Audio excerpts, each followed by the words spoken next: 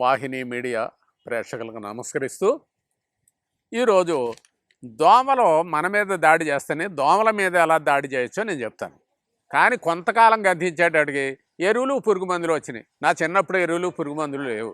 ఎరువులు వేసేసి పురుగు మందులు కొట్టేసి దోమలు చంపేస్తున్నాం, దోమపోటు వల్ల ఇది వస్తుంది అది వస్తుంది అని చెప్పి సహజంగా అంటంలోనూ ఇవన్నీ శుభ్రంగా ఎక్కడికక్కడ పొలాల నుంచి వదిలేసి ఇంటికి వచ్చేయటం మొదలెట్టింది దోమలు.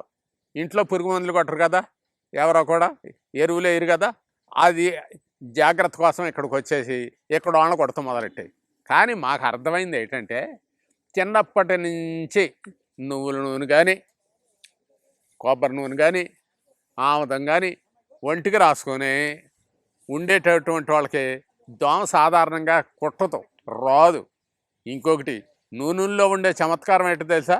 ఇందులో ఏమి కల్తీ లేకపోతే దోమ వాలేదే తొండం అలాగా శరీరంలోకి దింపినప్పుడు లోపలికి వెళ్ళి లార్వాని గుడ్డును వదిలేస్తుంది. అది మనకు వ్యాధిని కలగజేస్తాయి అవి అనుకుంటున్నాం మనం. కానీ ఎప్పుడైతే నూనె రాసుకుని ఉంటామో ఈ శరీరం మీద ఉండే నూనె ఏం చేస్తుంది, దీని తొండంతో పాటు లోపలికి వస్తుంది. గుడ్డు ఎప్పుడైతే లోపల వదిలిపెట్టిందో, లార్వాని వదిలిపెట్టిందో అది చచ్చిపోద్ది. నూనె లోపలికే వెళ్ళిపోద్ది కాబట్టి, మన శరీరంలో నూనె లోపలికి వెళ్తుంది కాబట్టి ప్రతి నూనె కూడా క్రిమికీటకాదులను చంపేదే అని మా అనుభవంలో తేలింది. అది ఇప్పటికే ఇదిగో మేము అన్నామంటే ఏమీ లేదు, ఇబ్బంది లేదు, బాగానే ఉంది. దోమలు అందరి మీద వాళ్తాయి కానీ మా మీద వాళ్తాయి, కానీ మాకు జరిగేది చాలా తక్కువ. అంటే బాగా కుట్టేతని బాబాయ్ అనత్వాన్ని కొట్టుకునే సమస్య ఉండదు. కారణం ఏంటంటే నువ్వుల నూనె ఏదోటి రోజు మేము నువ్వుల నూనె రాసుకుంటాం.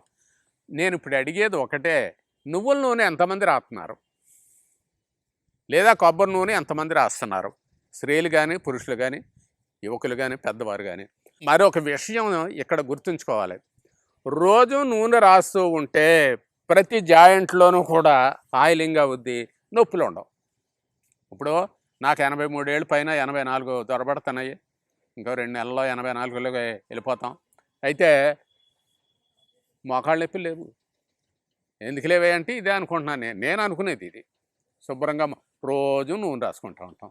నూనె రాసుకుంటూ ఉంటే ఇబ్బంది లేకుండా బాగానే ఉంది, బాగా నడుస్తూ ఉంటా. ఒడామస్ క్రీమ్ ఒకటి తయారు చేశారు, అది రాసుకోండి. రోజు రాసుకు చూడండి, ఒడామస్ ఏం చేద్దాం చూద్దరు కానీ ఒంటికి రాసుకోండి. అందుచేత మీకు ఇబ్బందులు దోమల వల్ల వస్తున్నాయి అనుకుంటే నిమ్మ నూనె అంటే లెమన్ గ్రాస్ తీసుకోండి. మాల్కంకిణి తైలం అని చెప్పి, అందుగు బంక అని చెప్పి ఈ కలిపి నూరి ఒత్తి చేసి వెలిగించుతూ ఉంటారు. ఎక్కడ? గిరిజనులు. వాళ్ళ దగ్గర గిరిజనులతో ఎక్కువగా తిరిగేవాడిని కాబట్టి వాళ్ళు చెప్పిన ఆ మాల్కంకిణి తైలం అంటే ఏంటి, అయోగ్యందాలు అయ్యాయి. అందుగు బంక, అందుగు చెట్లు, ఆ బంక తీసుకొని నిమ్మగడ్డి నూనెలో కలిపి ఒత్తి చేసేవారు. ఒత్తి చేసి రాస్తే అస్సలు ఆ చుట్టుపక్కల అసలు దోమ రబ్బంటే రాదు. అది చాలా ఎక్కువసేపు నిలబడి ఉంటుంది కూడాను. అది మరొకటి ఏంటంటే, అందుగు బంక, గుగ్గులం, ఆవాలు, జటామాసి మొదలైనవి నిప్పుల మీద వేస్తే బయటికి పోతాయి, దోమలన్నీ కూడా ఉండవు, దగ్గరికి రావు. ఇక మూడోది, ప్రతిరోజు కూడా గుగ్గిలం పొగేయండి. ఏదో ఒక పొగ, సొద్దు గుగ్గిలం అంటారు, సాంబ్రాణి అంటాం. అసలు ఇంట్లో సాంబ్రాణి ఎవరన్నా పొగ వేస్తున్నారా? గుగ్గిలం కానీ పొగ వేస్తున్నారా? అవి పెద్ద ఖరీదు కూడా కాదు. దోమతెరలు కట్టుకోండి అంటారు. నిజమే, దోమతెర కట్టుకుని ఎంతమంది ఉంటున్నారు అది కూడా చెప్పుకోవాలి మనం. ఎవరైనా దోమతెరలు ఇంట్లో కడుతున్నారా? అందుచేత దోమల రక్షణకి అనేక మార్గాలు ఉన్నాయి. ఇక మీకు బిల్లుడి చెట్టు అని ఒకటి ఉంది అడవిల్లోను, చాలా బాగా పెద్ద మానలవుతాయి, చాలా బరువైన కర్ర. అది దాని ఆకులు తెచ్చి అలా 4 ఏపుల్ని మంచం మీద పడేసేటట్టుకి పడుకునే కాడ వేస్తే మళ్ళీ దోమ రమ్మంటే రాదు. పిల్లిడాకు మరి అందులో ఏం వాసన కనపడదు, మనకేమి కనపడదు, కానీ అస్సలు దోమ రమ్మంటే రాదు. ఇదొకటి. మీకు చాలా ఉన్నాయి ఇందులోను, అక్కడ గిరిజనుల దగ్గర చాలా ఉన్నాయి. ఏంటది? బూతపిల్లి గడ్డ అంటారు. బూత పిల్లిగడ్డ అంటే ఏంటి?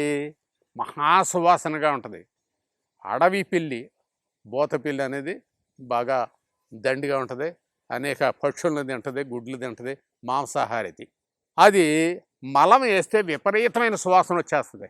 వెనకటోళ్ళు ఆ బూత పిల్లి గడ్డల కుంచెరకలోళ్ళు, మందులోళ్ళు, ఆళ్ళీళ్ళు, గంగిరెడ్లు ఇలాంటి వాళ్ళు తెచ్చి అమ్ముతూ ఉండేవారు.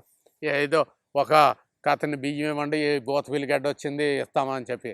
ఆ బూత పిల్లి గడ్డ ఎక్కడైతే ఉంచుతారో సువాసనతో పాటు సూక్ష్మజీవులు రావు అక్కడికి. ఇవన్నీ మనం అడవిలో లేవు, బూత పిల్లులు లేవు, ఏమీ లేవు. ఇలాగ అయిపోతున్నాయి మన పరిస్థితి. కాబట్టి దోమలని అరికట్టడం అనేది ఇప్పుడు మనం చాలా చాలా రకాలుగా చెప్పుకుంటున్నాము. శుభ్రం చేయండి, చాలా శుభ్రం చేయండి, వస్తాయి ఇక్కడ ఉండవు అని అనుకుంటున్నారు. చాలా ఏం శుభ్రం చేయగలమండి? ఏ రోజుకు ఆ రోజు ఎక్కడికక్కడ ఈ అనేకమైనటువంటి రణగుణాలతోటి అనేకమైనటువంటి మలినాలు అన్నీ రోడ్ల మీదకే వస్తున్నాయి కదా. కిడ్నీలు పాడైపోయినాయి. ఈవేళ వచ్చారండి ఇందాక, కిడ్నీ నల్లని రూపు వచ్చేసిందండి, ఇమ్మీడియట్గా ఒక కిడ్నీ తీసేయాలి, ఏమంటారు గురువుగారు అనుకుంటా వచ్చాడు ఒక ఆయన.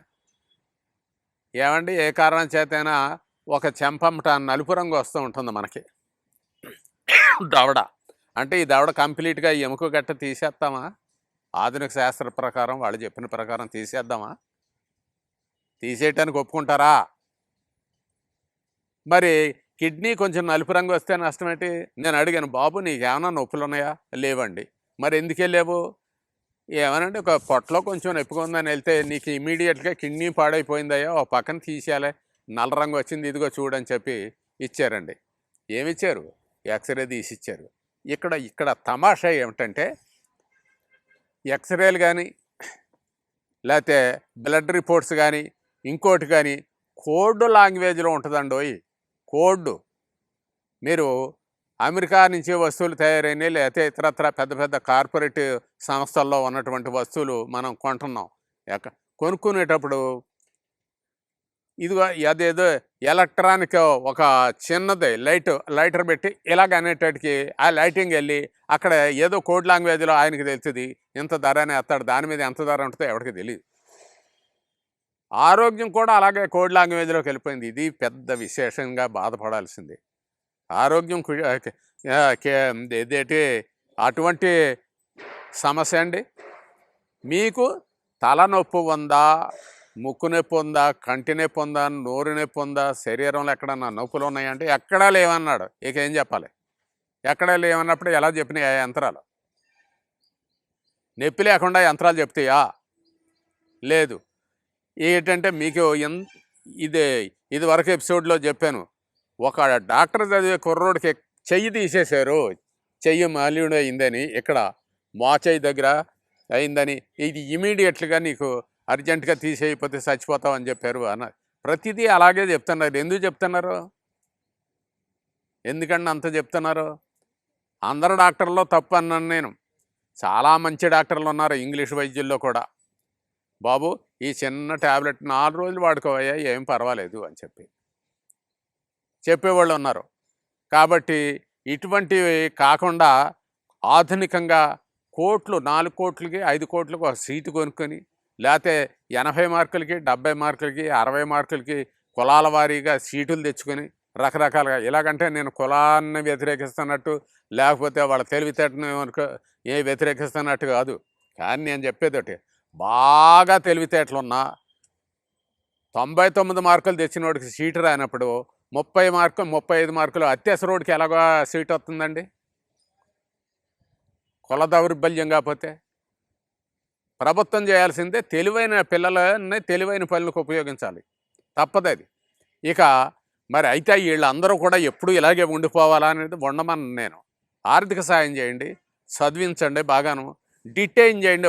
ఒకసారి కాకపోతే 4 సార్లు డిటైన్ చేసినా తెలివైన వాడు అవుతారు. రొబ్బగా ఏదైనా తినగా మేము తీయని ఉండని చెప్పి అలాగే చదువుక అసలే ఇంతకీ ఏంటంటే ఒక విషయం చెప్పంటారా, మా తమ్ముడు మామూలు మార్కులతో పాసాడు, 4 సార్లు పట్టెట్టాడు. అప్పుడు ఏమీ ఇబ్బంది ఉండేది కాదు ఎంబీబీఎస్లో సీటు రావడానికి.